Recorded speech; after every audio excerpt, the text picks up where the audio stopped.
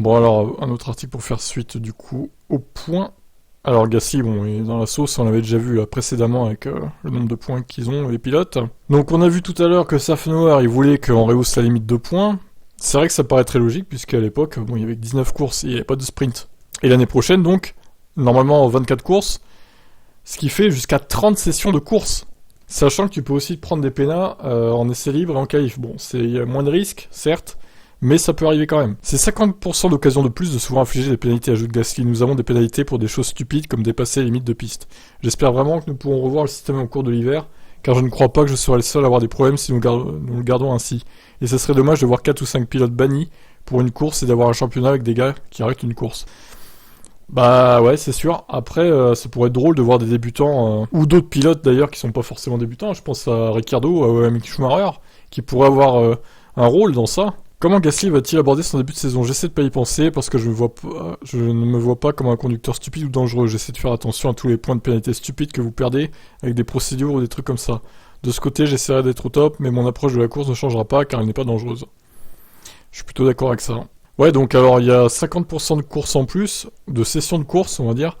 Ce qui fait qu'il faudrait mettre les points à 18 au lieu de 12 au final. Ça serait plus raisonnable, plus logique. Après, 18, ça fait peut-être un peu beaucoup. Non, le compromis, pour moi, ça serait 15. Tu coupes en deux. Tu fais 15, quoi. Ça réglerait pas mal de soucis, je pense. Bon, ben, écoutez, on verra s'il y a des bans ou pas. L'année prochaine, que ce soit Gasly ou d'autres, d'ailleurs. Tiens, on va refaire un point vite fait. Sur les points des pilotes. Donc, 10 sur 12, Pierre Gasly. Ricciardo, il s'en fout. Stroll est à 8 sur 12, également. Comme Ricciardo. Enfin, Ricciardo, il s'en fout. Bon, s'il fait quelques courses l'année prochaine en remplacement de certains pilotes, justement, bon, attention quand même. Albon, Verstappen, ils sont à 7 sur 12. Alonso et Tsunoda à 6 sur 12. Bon, Latifi, lui, retraite.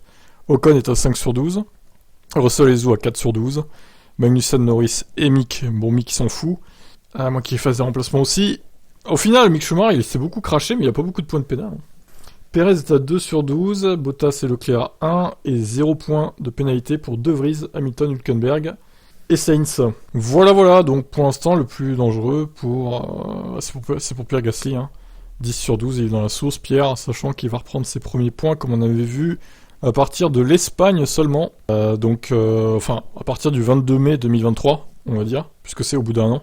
Donc ça laisse, 6-7 courses, sachant qu'en plus, ils vont peut-être mettre une course sprint ou deux dans l'intervalle, ce qui va augmenter le nombre de sessions de course encore. Oh là là, ça va être chaud pour Gasly, honnêtement. Et Stroll, du coup, il reprendrait ses premiers points en avril 2023, donc ça va, lui. Sachant qu'en plus, il en reprendrait 3 d'un coup, quoi. Le 10 avril 2023. Donc il serait plus qu'à 5 au lieu de 8. Donc franchement, c'est pour Gasly que ça craint le plus. Bon, je vous laisse commenter.